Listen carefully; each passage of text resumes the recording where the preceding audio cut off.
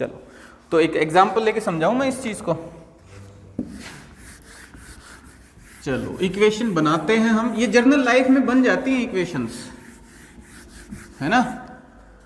चलो एक सिचुएशन लेते हैं हम कि मैं मार्केट जा रहा हूं और मान लो पुनीत गया मेरे साथ मार्केट, ठीक है, हम दोनों मार्केट में गए, विनय और पुनीत। हमें बुक्स लेनी है और नोटबुक्स लेनी, ठीक है, नोटबुक्स लेनी और बुक्स लेनी है, ठीक।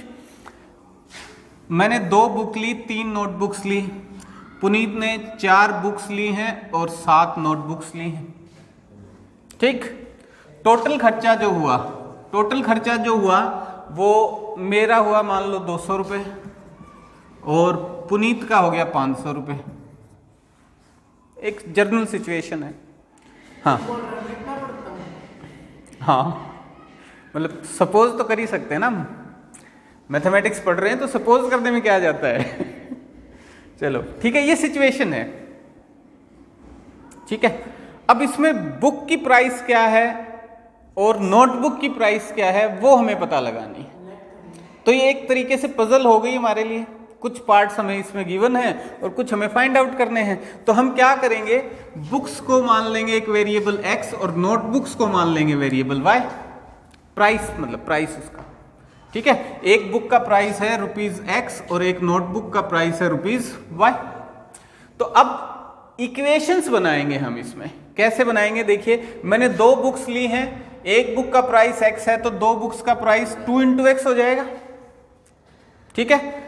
चलो 3 नोटबुक ली हैं, एक नोटबुक का प्राइस है y तो 3 × y, ये खर्चा मैंने नोटबुक्स पे किया, ये खर्चा मैंने बुक्स पे किया, और ये जो टोटल खर्चा है वो है कितना मेरा 200, है ना। एक इक्वेशन बन गई, ठीक है। पुनीत के लिए भी एक इक्वेशन बन जाएगी 4x + 7y = 500। दोनों इक्वेशंस बन गई। अब ये देखो इक्वेशन कैसी हैं, pair of linear equations in 2 variables. तो एक जर्नल लाइफ सिचुएशन से इक्वेशंस बनती हैं और इनको सोल्व करके हमें फाइंड आउट करना है कि बुक्स और नोटबुक्स की कीमत क्या रही होगी। तो इनको सोल्व करने के मेथड्स जो हैं वो हम आगे सीख लेंगे अब, ठीक है। क्लियर है बात? ओके जी, चलिए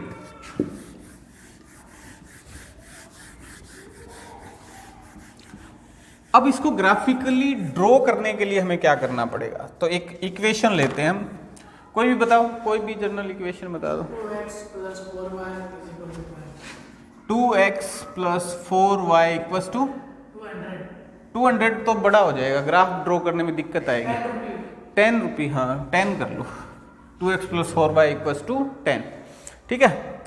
वो 200 बड़ा हो जाएगा ना, इसमें ड्रॉ करने में दिक्कत आएगी। तो ये एक इक्वेशन है हमारे पास और इसका ग्राफ हमें प्लॉट करना है। तो ग्राफ कैसे प्लॉट करते हैं, 9th क्लास में सीखा था आपने। हम क्या करते हैं, कोऑर्डिनेट पॉइंट्स फाइंड आउट करेंगे। कोऑर्डिनेट पॉइंट्स x और y की वैल्यूज है ना। x और y की वैल्यूज कैसे फाइंड आउट करेंगे, एक वेरिएबल की वैल्यू हम अपनी तरफ से पुट कर देंगे। जैसे x की वैल्यू मान लो 0 पुट किया आपने, तो इसमें 0 पुट करेंगे, x की वैल्यू 2 × 0 + 4 × y = 10। तो ये 0 हो गया, 4y = 10, y = 10/4, 10/4 2.5 आ जाएगा, है ना। एक पॉइंट आ गया हमारे पास, एक पॉइंट के कोऑर्डिनेट्स आ गए, x और y दोनों वैल्यूज आ गई। अच्छा दूसरा हम क्या कर सकते हैं, सिंपल सिचुएशन बता रहा हूं, y0 पुट कर दो। y0 पुट करोगे तो क्या हो जाएगा, 2x = 10, x की वैल्यू 5 आ जाएगी, ठीक है। एक वैल्यू कोई और पुट कर दो आप, जैसे है x की वैल्यू 1 पुट कर दीजिए आप, ठीक है। तो y की वैल्यू 2 आ जाएगी, है ना। 2 × 1 2, 10 - 2 8 बच जाएगा और 4 से डिवाइड करेंगे तो 2 आ जाएगा, y की वैल्यू 2 आ गई। तो ये कोऑर्डिनेट पॉइंट्स आ गए हमारे पास, x और y की वैल्यूज। अब एक चीज ध्यान रखना, ये वो वैल्यूज हैं जो इस इक्वेशन को सेटिस्फाई करती हैं। इक्वेशन को सेटिस्फाई करने से क्या मतलब है कि left hand side equals to right hand side हो गई हमेशा इन पॉइंट्स पे। जैसे कोई भी पॉइंट ये वाला पुट करके देखो, चलो इसमें, सो 2 × 1 + 4 × 2 कितना वैल्यू आएगा, 2 × 1 2, प्लस 4 इंटू 2 8 कितना आया 10। तो लेफ्ट हैंड साइड 10 है, राइट हैंड साइड भी कितना है आपका 10 है। ठीक है, तो ये जो कोऑर्डिनेट्स हैं जो इस इक्वेशन को सेटिस्फाई करते हैं, इनको हम क्या बोलेंगे, सॉल्यूशन ऑफ दिस इक्वेशन। ये इस इक्वेशन के सॉल्यूशंस कहलाएंगे। कौन सी इक्वेशन के? Linear equation in 2 variables. ठीक है, चलिए जब हम इसको ड्रॉ करेंगे, ड्रॉ करने के लिए हमें कोऑर्डिनेट एक्सिस चाहिएंगे। ठीक है जी, कोऑर्डिनेट एक्सिस बना लेते हैं। ये एक्स एक्सिस, ये वाई एक्सिस, ये ओरिजिन 0 0 1 2 3 4 -1 -2 -3 -4। नेगेटिव वैल्यूज मैंने ली नहीं है, नेगेटिव भी ले सकते हैं आप इसमें। ठीक है, 1 2 3 4 -1 -2 -3। ठीक है, अब इस इक्वेशन को ग्राफिकली रिप्रेजेंट करने के लिए मुझे ये पॉइंट्स इस पे ड्रॉ करने पड़ेंगे। ठीक है, तो पहला पॉइंट उठाइए 0 2.5, यानी x तो 0 है, तो मतलब ओरिजिन पे आ गए हम, और y की वैल्यू 2.5 यानी 2 और 3 के बीच में ये वैल्यू आ गई। ये पॉइंट मिल गया मेरे को 0 2.5 है ना। ठीक, दूसरी है 5 0, तो x की वैल्यू 5 है। 1 2 3 4 5 करने के लिए थोड़ा और आगे बढ़ा लेते हैं हम इसको, ये 5 आ गया यहाँ पे। ठीक है, 5 और y की वैल्यू कितनी है 0, तो ये पॉइंट आ गया है ना। 2 पॉइंट से आप लाइन खींच सकते हो या नहीं? तो इन 2 पॉइंट्स को मिलाने वाली मैं लाइन बना देता हूं। तीसरा पॉइंट इसी लाइन पे कहीं मिलेगा हमें। ठीक है, वो आप ड्रॉ करना चाहो तो कर दो, ना करना चाहो तो मत करो। चाहे 1 2 है तो x की वैल्यू 1, y की 2, तो ये मिल जाएगा यहाँ पे 1 2।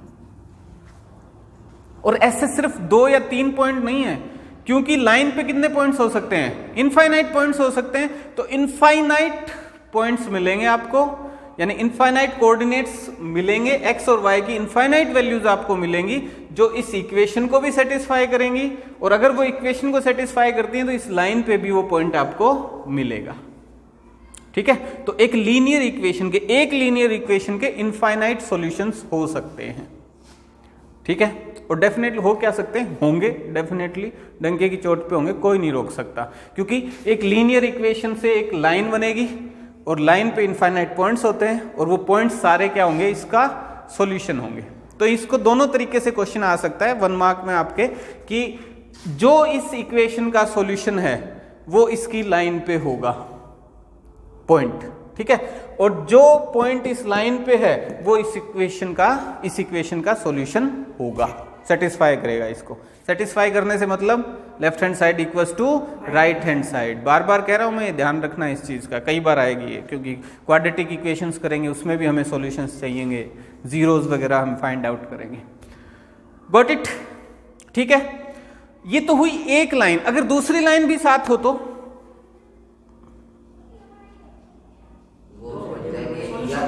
क्योंकि हमारा चैप्टर क्या है? पेयर ऑफ लीनियर इक्वेशन, यानी दूसरी भी मिलेगी हमें, तो दूसरी लाइन भी हम ड्रॉ कर सकते हैं इसी पे। तो दूसरी लाइन और बताओ कोई।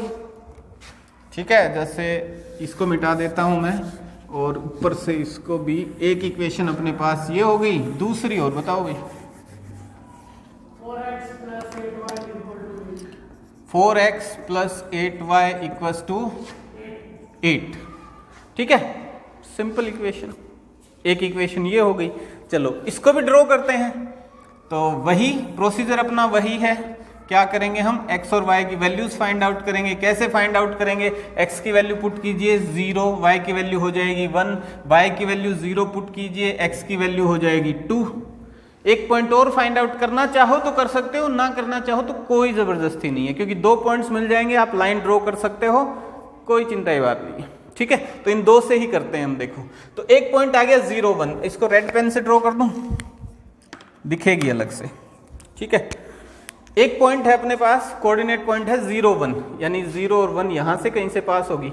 ठीक है, चलो दूसरा है अपने पास 2 0, तो x की वैल्यू 2, y की 0, यानी यहां से पास हो रही है। ठीक है, अब अगर इन दोनों लाइंस को मैं मिलाता हूं, इन दोनों पॉइंट्स को, ठीक है, तो देखो क्या होगा। नहीं, पैरेलल नहीं है, आगे जाके कहीं टकरा जाएंगे। ठीक है, हाँ आगे मीट कर जाएंगे, सिकुड़ती जा रही है ना आगे, तो आगे मीट कर जाएंगी कहीं। पैरेलल कब होंगी वो सिचुएशन भी हम देखेंगे, इन कोफिशिएंट से भी हम देख लेंगे। 1:2, 1/2, 1/2, ये भी 1/2 अगर नहीं है, पैरेलल होंगी ना, पैरेलल ही होंगी, ठीक है, नहीं मीट करेंगे, पैरेलल ही हो गई है। अगर पैरेलल नहीं होती तो ये कट कर जाती।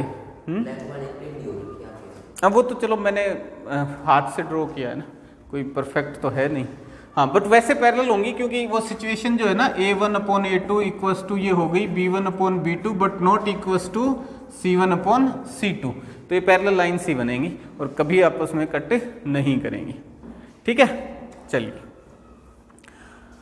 अब देखिए, दो लाइन्स की इक्वेशन है हमारे पास, उनको ड्रॉ भी करना आ गया, तो अब हम क्या फाइंड आउट करना चाहते हैं, इन दोनों का मिला जुला सॉल्यूशन, क्योंकि एक लाइन के तो इनफाइनाइट सॉल्यूशंस हो जाएंगे एक्स और वाई की वैल्यूज, बट हमारे पास अब हमें चाहिए क्या, इन दोनों का मिक्स होके कोई सॉल्यूशन, ठीक है। जैसे नोटबुक जो एक मिनट, जो एग्जाम्पल अभी मैंने लिया उसमें हमें क्या फाइंड आउट करना था, कॉस्ट फाइंड आउट करनी थी, किसकी, बुक की और नोटबुक की, है ना। तो ऐसा तो है नहीं कि उसी दुकान से हम सामान लेके आ रहे हैं, उसी दुकान से बुक्स खरीदी हमने, सेम बुक्स खरीदी हैं और सेम नोटबुक्स खरीदी हैं, तो इसको अलग पैसे में देगा और मेरे को अलग रुपए में देगा, ऐसा तो होगा नहीं, तो सेम होगी ना सिचुएशन।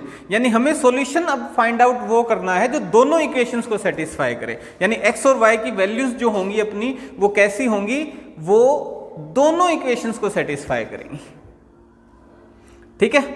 तो तीन पॉसिबिलिटीज हो सकती हैं हमारे पास, तीन पॉसिबिलिटी ग्राफिकल बताता हूं मैं। ये जो लाइंस बने हमारी ग्राफिकली अगर हम सॉल्यूशन फाइंड आउट करते हैं तो कैसे कैसे मिलेंगे हमें, एक तो ये कि ये जैसे पैरेलल आ गई लाइंस कि इनका कोई सॉल्यूशन है ही नहीं, कॉमन सॉल्यूशन होगा ही नहीं, क्योंकि पैरेलल लाइंस होंगी वो आपस में कभी कट करेंगी नहीं और एक्स और वाई की सेम वैल्यूज इनकी कभी नहीं मिलेंगी आपको, ठीक है। ये रेल की पटरियों की तरह है, एक इधर जा रहा है, एक सॉरी इधर उधर नहीं जाती, वो सीधे जाती है, साथ साथ जाती है, बट मिलती नहीं, कहीं क्रॉस नहीं करती, ठीक है। तो इसमें क्या होगा, नो सॉल्यूशन जो पैरेलल लाइंस है, ठीक है। ये लाइंस आपस में अगर एक ही पॉइंट पे कट करती हैं, ठीक है, तो ये जो पॉइंट हो गया ये कॉमन हो गया दोनों में, दोनों लाइंस में, यानी ये जो x और y की वैल्यू होगी ये दोनों में कॉमन होगी और एक ही होगी ऐसी, क्योंकि दो लाइन एक ही पॉइंट पे कट कर सकती हैं, एक से ज्यादा पे तो कट नहीं कर सकती। तो ये सॉल्यूशन है, ये सॉल्यूशन होगा और यूनिक सॉल्यूशन होगा। सॉल्यूशन कैसा होगा, ये यूनिक सॉल्यूशन होगा, ठीक है। एक तीसरी सिचुएशन भी हो सकती है, वो क्या, कोइंसिडेंट लाइंस, यानी कि ये लाइन है और दूसरी लाइन इसी के ऊपर है, बिल्कुल एज इट इज एग्जैक्ट, ठीक है।